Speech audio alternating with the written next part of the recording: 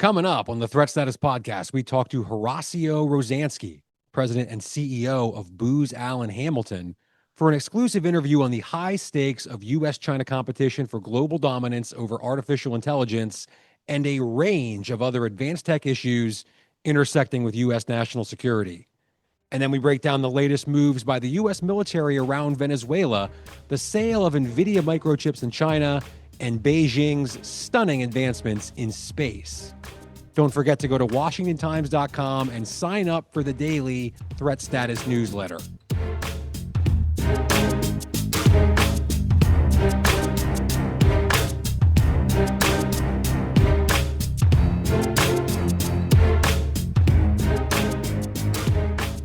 Hello and welcome to the Threat Status Podcast. I'm your host, Ben Wolfgang, national security correspondent at the Washington Times. I'm joined, as always, by my esteemed co-host, Guy Taylor, the national security editor here at the Times. Guy, you just got back recently from the Reagan National Defense Forum in California, which I know you'll talk about in a second. I'm currently in Orlando, Florida at the Space Power 2025 conference, which I'll talk about here a little bit later in the show. But first things first, Guy, there's a lot to get to this week. So what's on your radar right now? Thanks, Ben. It is great to be with you for another week and a busy week. It's been in global security. Off the top, I'm tracking the growing speculation that President Trump may at any time order U.S. military airstrikes on targets inside Venezuela.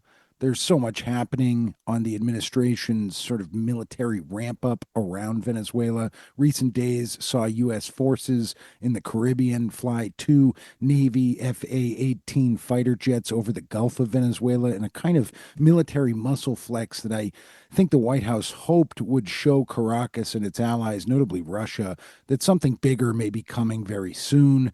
We're obviously tracking this day by day in the Threat Status Daily newsletter, Ben. The other major development in recent days saw U.S. forces seize a crude oil tanker off the Venezuelan coastline. Full stop there, Ben. Let me say that again. U.S. military forces in the Caribbean seized an oil tanker.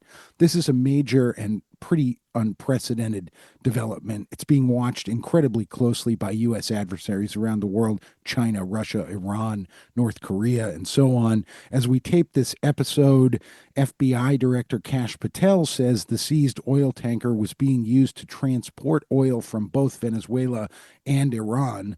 Oil that Kash Patel says was already sanctioned by the U.S. Treasury Department. The FBI director put out a statement making the argument that such sanctioned oil and the ship carrying it are part of a global illicit shipping network that supports foreign terrorist organizations. Now, this is definitely the kind of war rhetoric we're hearing from the Trump administration vis-a-vis Venezuela at this point, and it's really caught my eye because up to this moment, the administration's explanation for why a U.S. aircraft carrier group has been moved to the region was that it was needed to support the campaign of airstrikes against drug smugglers that the U.S. accuses of having ties directly to the government of Venezuelan President Nicolas Maduro. But now what we're hearing and seeing from the administration is something bigger. Administration officials are really trying to tie the Maduro government to global oil smuggling, to Iran, and so on.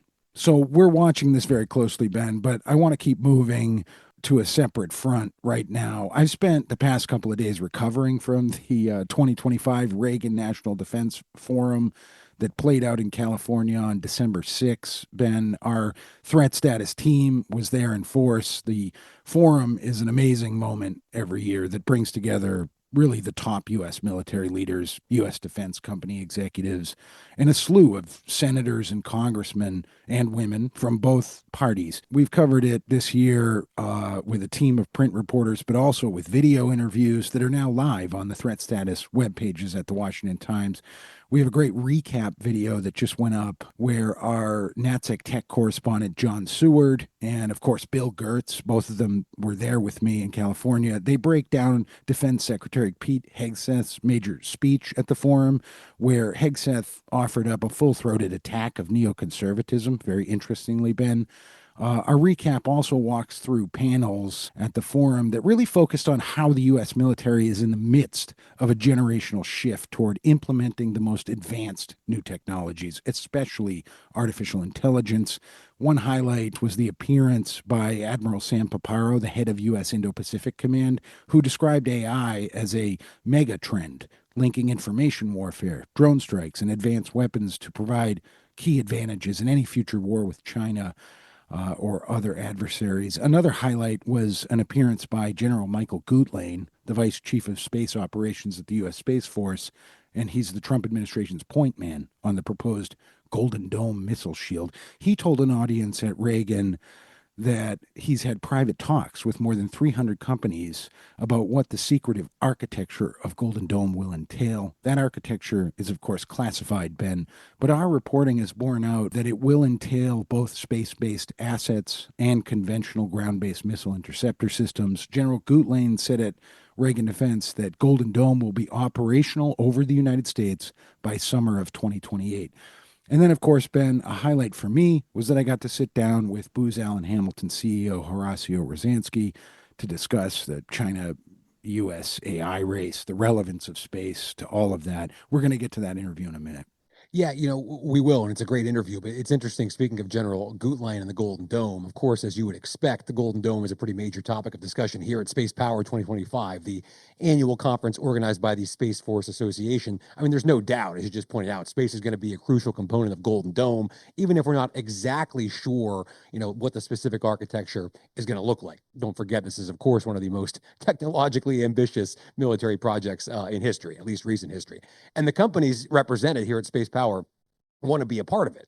But it's not just the Golden Dome. I mean, there's a lot kind of wrapped up in what the Space Force is doing now and what it's going to be doing in the future. The one thing that really struck me here was a comment from the Air Force Secretary, Troy Mink, who gave a keynote address today, Thursday, and talked about how space and the way it's viewed, its military importance has changed. He said that even to him, it's different now because it's critically important, space is, to keeping the land domain survivable, keeping the air domain survivable, keeping the sea domain survivable, as he put it. So a space environment essentially is now a necessary layer of protection for the U.S. military to function in virtually every other domain. So I think what that means, at least for a lot of the stakeholders here that I'm talking to, is you're starting to be able to make the argument that space, if it's not already, is kind of the most important domain in terms of U.S. national security and certainly its warfighting strategy, if and when we get into a major great power competition. So that, to me, is the reason that this Space Power Conference is a lot bigger this year than it was last year here in Orlando. There's a lot more companies here. And my read on that is those firms understand the importance of space from a national security perspective. And, let's be honest, how important it is for them to do business with the Space Force, with the Air Force, with that in mind.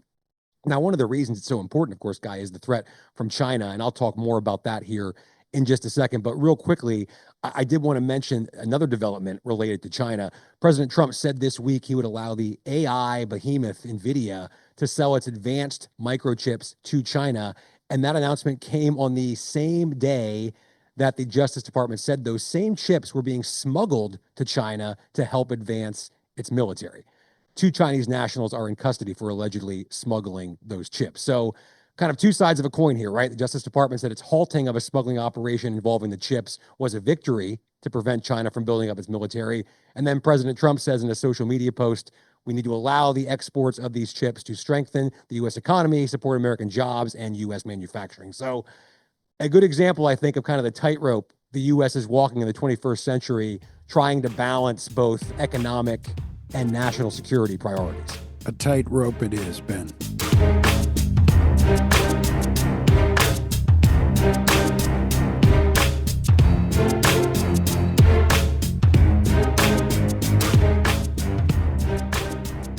Horacio Rozanski is the president and CEO of Booz Allen Hamilton, a global advanced technology company and a highly influential player on the great landscape of the defense industry. Really, one of the companies right at the intersection of futuristic tech like artificial intelligence and American national security.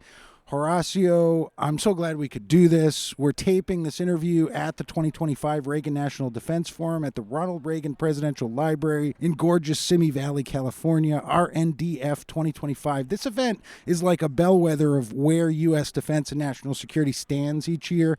You're one of the industry thought leaders here. Thank you for coming on the Threat Status Podcast. Love being here. Love being at the Reagan Library. And this is the time where we can all sit back, military, national defense, Congress, and industry, and take stock of where we are and what we need to do. So it's a great honor. Off the top, I want to ask you about this moment of great power U.S. China competition. Really, it's competition for what I like to call global data dominance. But in simpler terms, the U.S. China AI race. From where you sit at Booz Allen, what do you think that people need to understand about this race and why it matters? First of all, this is a race. I think that a lot of people wonder if we should describe it that way. It absolutely is. And one country is going to win. And at this point, it's really the U.S. and China that are in this. Now, I was just on a panel and I was trying to describe this race as having three aspects to it. One, who has the best technology stack that will build the best models and everything else? Two, who's driving adoption? Because if you don't adopt the technology, it's not useful. And three, who's applying it most intelligently to national security? And all three of those dimensions are really important. And as Americans, we need to be working together and pushing for the U.S. to win across all three fronts. But why does it matter? I mean, why is it important to national security? And also, how is Booz Allen in the middle of this? I mean, what is the company involved in to undergird U.S. competitiveness in this race? Really just to give the United States an edge. So, AI is, as we speak, transforming every aspect of the economy and transforming the way military minds think about defending the country, creating deterrence, fighting wars. It's not theoretical. It's happening right now. One of the things it's been clear, especially in the last couple of months, there's a lot of discussion about autonomy, right? And drone swarms, and how that is going to change the battlefield. And there's progress being made there. We see a lot of it in Ukraine, but it is still maybe a couple years out. But what's right here, right now, is AI being used by bad actors on the cyber front to corrupt networks, to get into companies and steal their data and their information, to create ransomware. That is right here, right now, and it's a level of power and a level of risk we have not seen before. So speaking of cybersecurity, and AI, do you think the Trump administration has done enough with the White House AI action plan, one? And then two, with regard to factoring in, cybersecurity, in November 2025, the U.S. AI company Anthropic disclosed that a Chinese state-sponsored hacking group had manipulated Anthropic's Claude AI model to automate a sophisticated cyber espionage campaign. I think my question is, are we actually ready for this? The world is not ready for this. This is not just the U.S. I give Anthropic a ton of credit for disclosing this in the way that they did it, because it helps not just them, but the entire country understand the risk that we are facing and how imminent that risk is. The Trump administration is focused on this. And if you look at the AI action plan, I was very pleased to see some aspects of security in the adoption portions of the plan. Because at the end of the day, if we don't trust these models, because they're being corrupted, because they're doing the wrong thing and so forth, we're not going to use them. And if we don't use them, we're going to fall behind. And the problem is the attackers are going to move faster than the defenders. That's always the case, because the attackers have less to lose. And I think this is this moment in time, and this is why we need to accelerate. This is an area for Booz Allen. This is very near and dear to my heart. We've been working on this for a decade, and I believe we're at the forefront, but we're also trying to accelerate. Let me bring another aspect in here, which is a theme at Reagan Defense this year, and it's space. Yeah. Not just cyberspace, but satellites, low Earth orbit, and how space is increasingly tied to national security. Absolutely. U.S. Space Force General Michael Gutlein, the czar of President Trump's Golden Dome missile defense project, spoke here this year. First, is there a great new space race between the U.S. and China? And then second, how is this AI competition connected to the future of technological dominance in space? So space is hugely important economically and national security. I didn't even know this, but every ATM in the country leverages the GPS signal to figure out what time it is. Yeah, which is tied to a satellite. Which is tied to a satellite. Yeah. And if the ATM doesn't have confidence in what time it is, it cannot give you money because it doesn't know if your last deposit was, when was it, and where are we in time, and so forth. So if you disrupted that constellation, all of a sudden the banking system gets disrupted. So it's not just GPS as we think about it in the car and everything else. Yeah. Every aspect of the economy is tied to space, and certainly national security. And China is making a lot of inroads in this. Now, the U.S. is ahead. Yeah. But one of the things that China is working on is a national, think about it as a national data center in space. They're building an AI constellation where they're going to be able to do compute in space, which has some advantages around energy, advantages around heat dissipation. And so we need to be super focused on this. Golden Dome, I think, is going to move us absolutely in the right direction, and it's going to give both the government and the private sector the ability to invest on this vector. This is an important vector, not just to defend the country, but also to advance the economy. We could unpack Golden Dome and all of that goes into that for hours. I want to go, though, a little deeper into the complexity of U.S. China competition, sort of on advanced tech across the board. We're at this moment where U.S. and Chinese manufacturing supply chains that were deeply intertwined for decades, and in many ways still are, they're sort of decoupling. And the Trump administration has brought tariffs into national security policy towards China. There's always a threat of a trade war meltdown. The great American advanced microchip company Nvidia is stuck in the middle of this. So are Taiwanese chip makers. Do you see the U.S. and China ever working together on advanced tech and microchips and things? Or do you see basically the world, the human species, splitting into two distinctive different supply lines for the future of advanced tech? I would love to see more cooperation. I really would love it. But that's not the moment in time. At this moment in time, we're not at conflict, but we're in very heavy competition. And China has a stated goal of supremacy in these areas. And so it's hard to cooperate with somebody who just wants to win. Yeah. So I don't think we're in a place right now where cooperation is going to be immediate. The way to secure cooperation is strength. You know, if we continue to be ahead, if we continue to drive these things, and if we make our supply chains more resilient, I don't think the administration is focused specifically on decoupling, meaning everybody goes their separate way. Well, earlier you said like separate tech stacks. Yeah. Would that be a decoupling concept? Oh, that is something China is driving more than the United States. You know, they're trying to replicate Nvidia chips in their own companies. They're replicating the middleware software that runs those chips. They're building their own models and so forth. But, you know, what I do think is important is that we remain resilient, especially for national security. We cannot be dependent on Chinese supply chain for critical things that our military needs to defend us. So how does the U.S. get to a place where it has that independence, where it can offer the rest of the world, or you sort of proliferate the global economy with internet and communications tech that's as good and cost effective, let's say, as China's Huawei network? The good news is we've done it before. Yeah. And if you look at it, we're working on an initiative, for example, with Nvidia on 6G. Right now, we talk about 5G for our cellular phones. For Booz Allen is involved in that.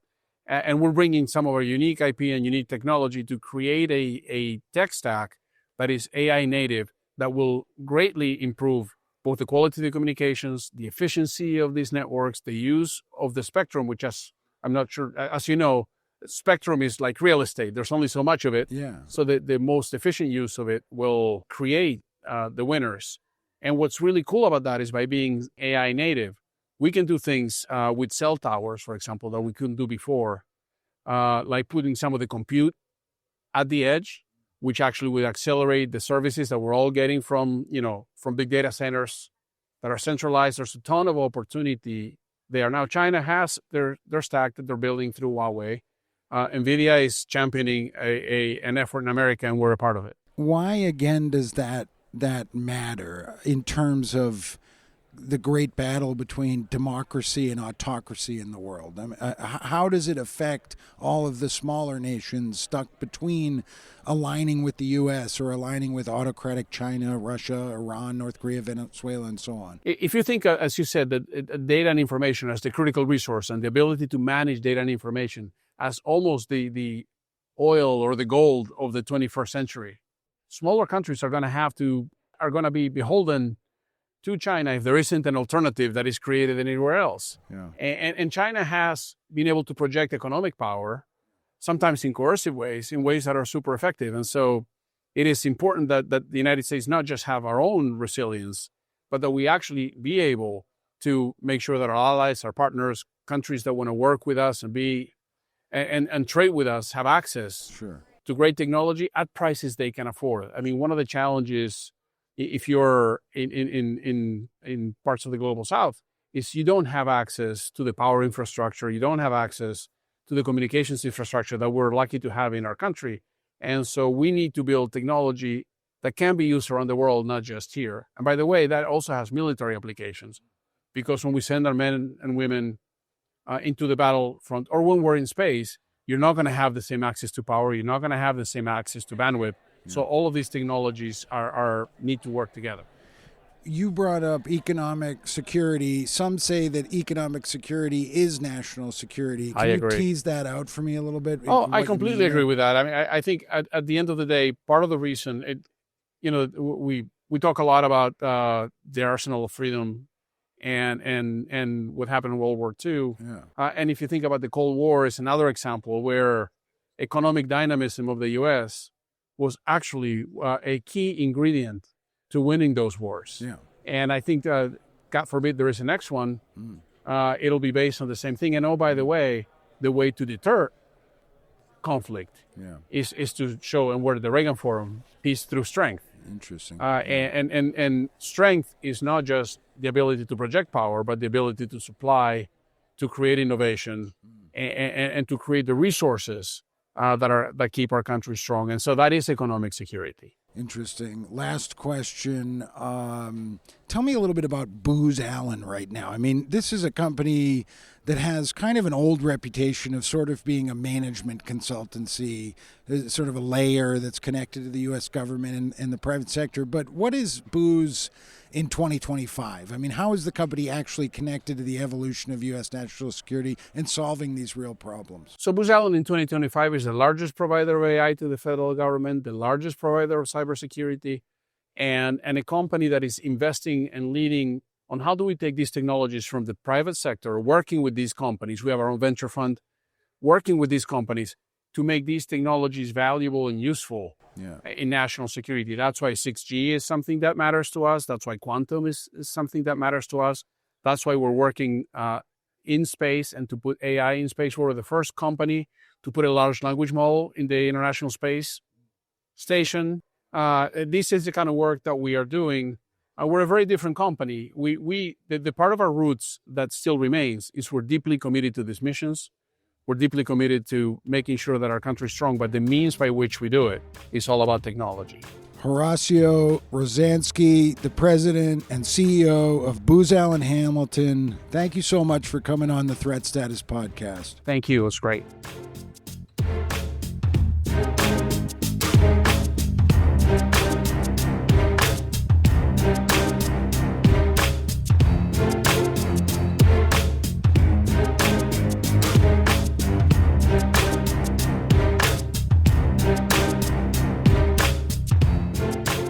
And it's time now for Threat of the Week, our weekly segment here in the show where Guy and I each identify a threat, whether it's here at home domestically or in some corner of the world that we think is impacting U.S. national security right now, this week as you all are listening to the show. And Guy, my threat of the week is in fact China's advancements in space. Now, I'm going to write about this in more detail for the Washington Times, so I'd encourage you all to go read my piece because I don't have time here in the podcast to go through all of the details and examples, and there are a lot. Chief Master Sergeant Ron Lurch, the senior enlisted advisor to the Deputy Chief of Space Operations for Intelligence at the Space Force, held a threat briefing today, Thursday, at the Space Power Conference to discuss the advancements China's made and specifically the space-related goals laid out in its most recent 5-year plan, which runs through the end of this year.